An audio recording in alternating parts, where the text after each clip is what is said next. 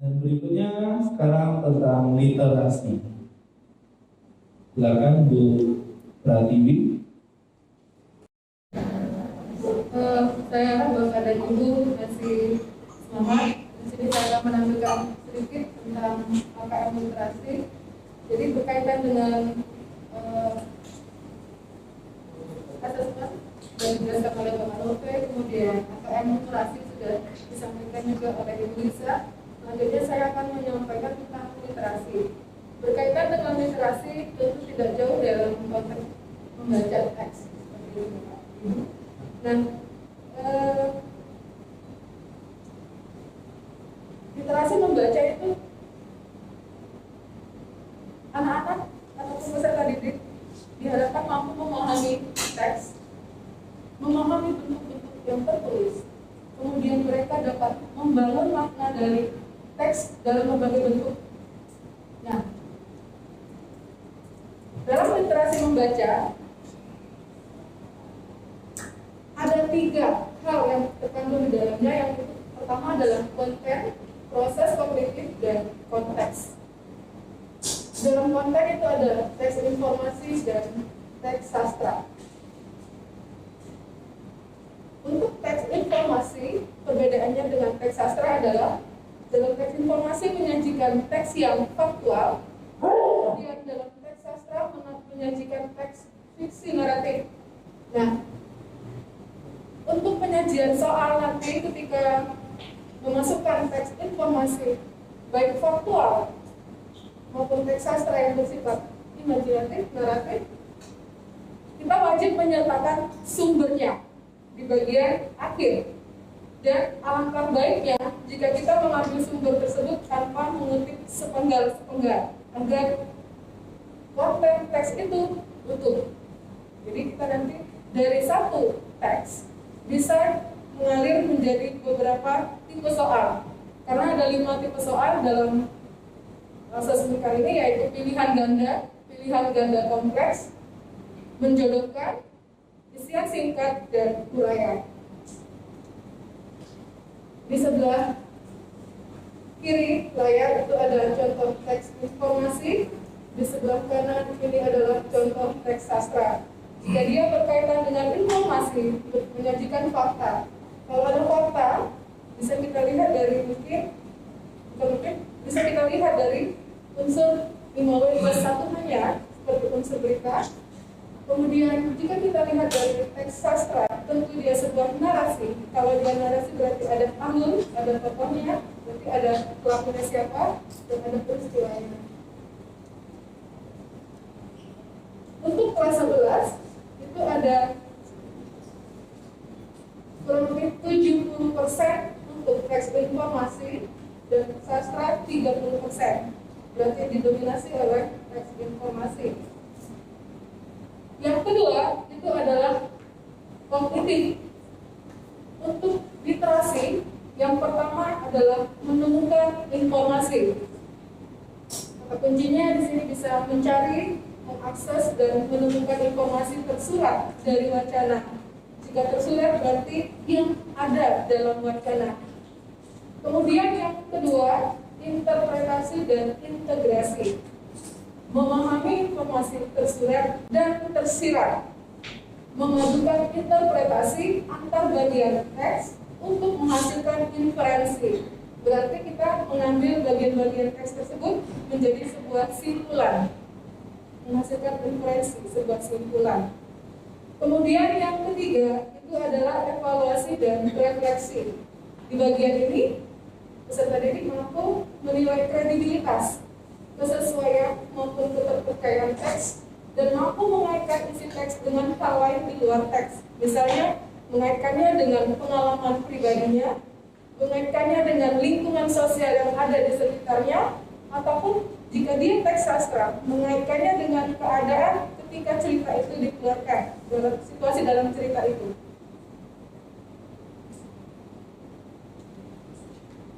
Ini level kognitif tadi, menemukan, mengidentifikasi, dan mendeskripsikan.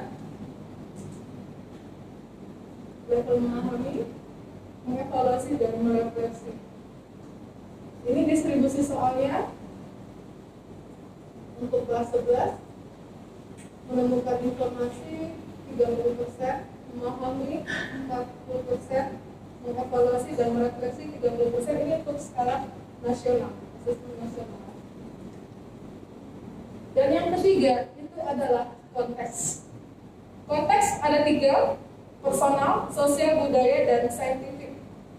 Jika berkaitan dengan personal, dalam literasi, isi bacaannya berupa hobi, cita-cita, peristiwa, atau pengalaman pribadinya, memilih atau menentukan gaya hidup, pekerjaan, profesi, dan lain-lain yang bersifat personal. Berikut saya ambil dari Usman Jargon juga, contoh konteks personal. Di sini ada seorang tokoh, ada sifatnya pikir.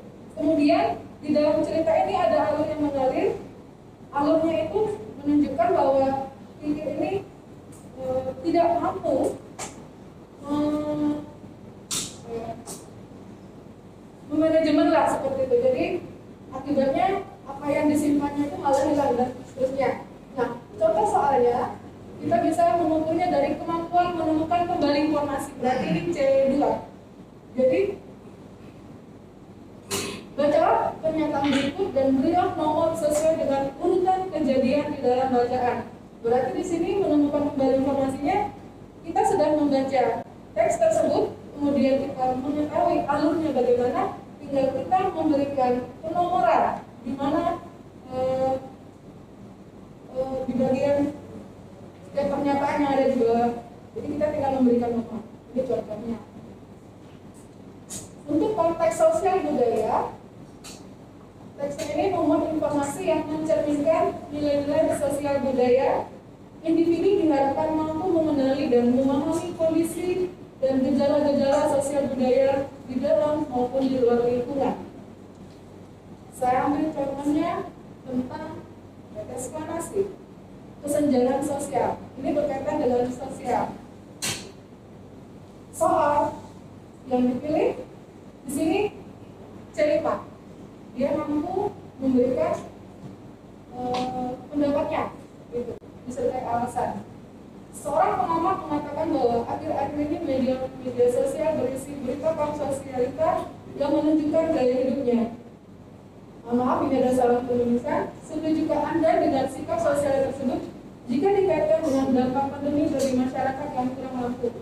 Jadi sini ada kasus lain, kemudian dilihat dari kesenjangan itu, maka dikaitkan dengan keadaan sekarang bagaimana. Di sini anak-anak mampu menuangkan gagasannya. Hingga nanti kita membatasi apakah beberapa kalimat atau dalam beberapa paragraf. Kemudian yang ketiga itu adalah konteks saintifik. Berkaitan dengan saintifik, maka mengambil kesimpulan berdasarkan fakta. Jadi harus benar adanya. Karakteristiknya sains, intelektual.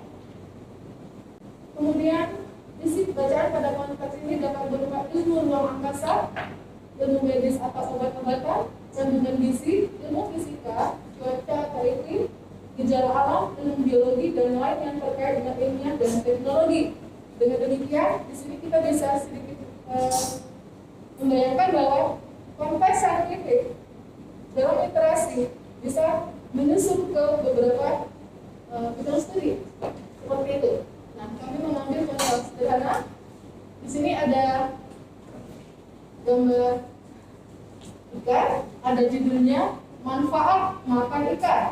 Nah, dari data-data yang tersedia di sini, peserta didik diajak untuk membaca dengan memahami dari gambar, kemudian keterangan-keterangan yang mengikutinya. Pertanyaannya, apakah manfaat makan ikan menurut infografis di atas? Berarti kita menemukan info yang benar. Dari 5 option yang ada, 1 yang benar. Maka bagaimana menganalisisnya? Tentu kita harus membaca dengan saksama, ya, tidak membaca sekali lewat saja. Contoh analisisnya seperti ini.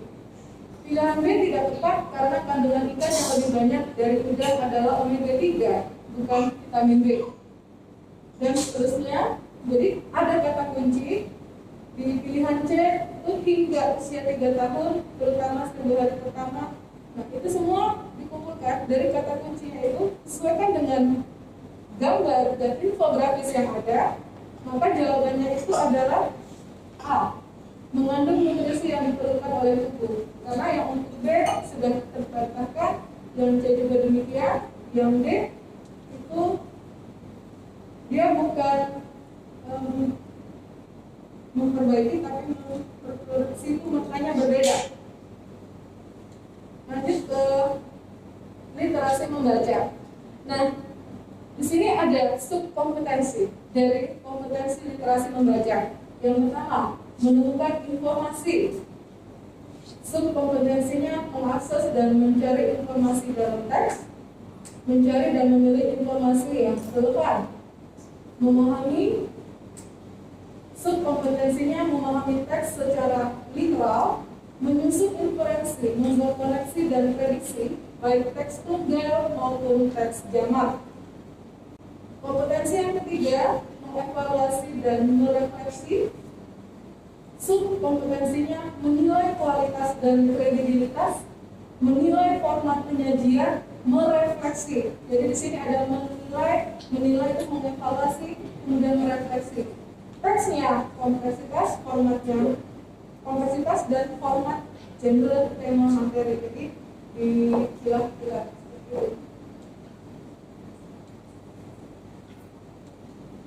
Nah, bagaimanakah strategi mendorong literasi membaca? Jadi yang diharapkan supaya literasi membaca itu semakin baik, yang pertama, siswa mampu menarik informasi dari teks. Caranya dengan menyediakan, misalnya siapa tokohnya, di mana kejadiannya, kapan terjadinya, dan apa definisinya. Kemudian yang kedua, siswa memahami isi teks. Kalau dia memahami, berarti dia sudah masuk ke ranah bagaimana perubahan isi cerita. Apakah pesan? Kalau pesan berarti bisa secara tersirat. Kemudian, apakah setiap informasi berdasarkan isi teks berarti menunjukkan sesuai atau tidak. Kemudian yang ketiga, siswa mampu mengevaluasi isi teks. Berarti bagaimana membuat teks tersebut lebih menarik? Dia memberikan saran. Apakah informasi pada teks bias? Apakah dia melenceng informasinya? Jadi dia bisa menilai.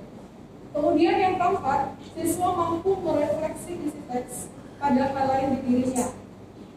Apakah isi teks relevan? Nah, seperti itu kira-kira untuk merefleksi.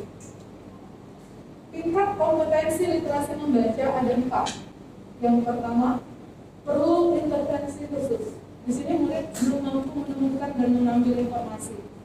Yang kedua, tingkat dasar, murid mampu menemukan dan mengambil informasi eksplisit, serta membuat interpretasi sederhana. Yang ketiga, cakap. Murid mampu membuat interpretasi dari informasi implisit, kemudian terintegrasi dalam beberapa informasi dalam suatu teks. Yang keempat, mahir. Murid mampu mengintegrasikan beberapa informasi lintas teks, mengevaluasi isi, kualitas, dan cara penulisan suatu teks bersifat reflektif terhadap isi teks.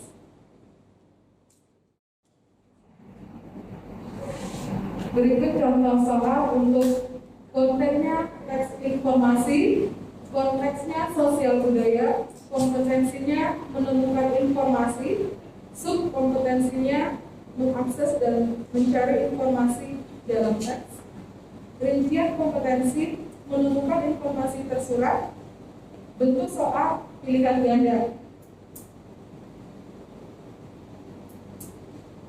Jadi disajikan sebuah teks. Kemudian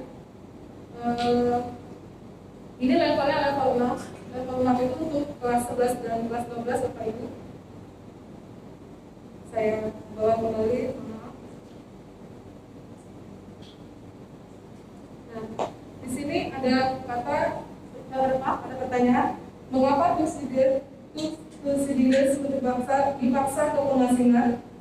A. Dia tidak berhasil mencapai kemenangan untuk orang Athena di Amfipolis. B. Dia mengambil alih armada di Amfipolis. C. Dia mengumpulkan informasi dari dua pihak yang berperang. D. Dia meninggalkan orang Athena untuk berperang di pihak Spartans. E. Dia lebih memfokuskan pada sebab-sebab alami. Nah, saya ingin menjelaskan bahwa ketika kita menjawab pertanyaan mengapa, tentu kita harus mencari penyebab kausalitasnya. Jadi kita melihat secara keseluruhan, membacanya secara keseluruhan. Kemudian dalam penskoran soal, jika dia nilainya penuh, berarti jawabannya tepat. Jika dia masuk dalam tidak ada nilai, itu karena jawabannya yang salah. Kemudian tidak ada jawaban. Nah, untuk asesmen nasional diharapkan seluruh peserta didik menjawab soal. Jangan sampai ada yang terlewat. Ini yang kami dapatkan kemarin. Jadi untuk soal itu wajib dijawab. Jangan sampai tidak dijawab. Jadi inilah konteks kompetensi yang seperti ini yang diharapkan dalam penulisan soal ini. Kemudian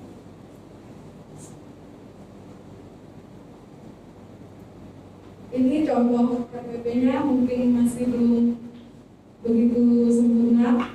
Di sini kami mengambil materi pokok puisi ini untuk kelas 10, berarti level 5. Level 5 itu kelas 9 dan kelas 10.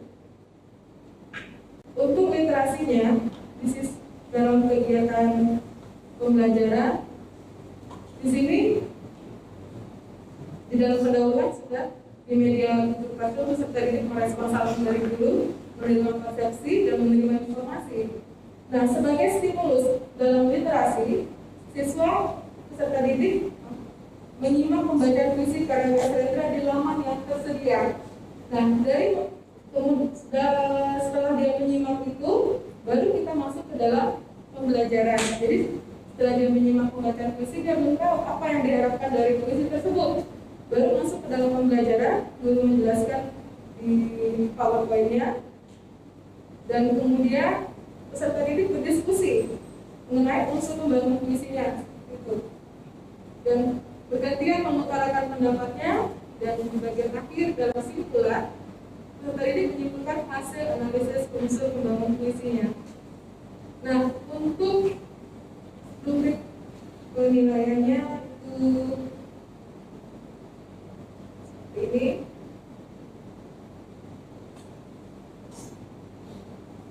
Ini soalnya analisis unsur membangun, dan inilah rubrik penilaiannya. Ini masih sederhana, nanti mungkin bisa diperbaiki kembali. Ini juga mau masukkan. Terima kasih.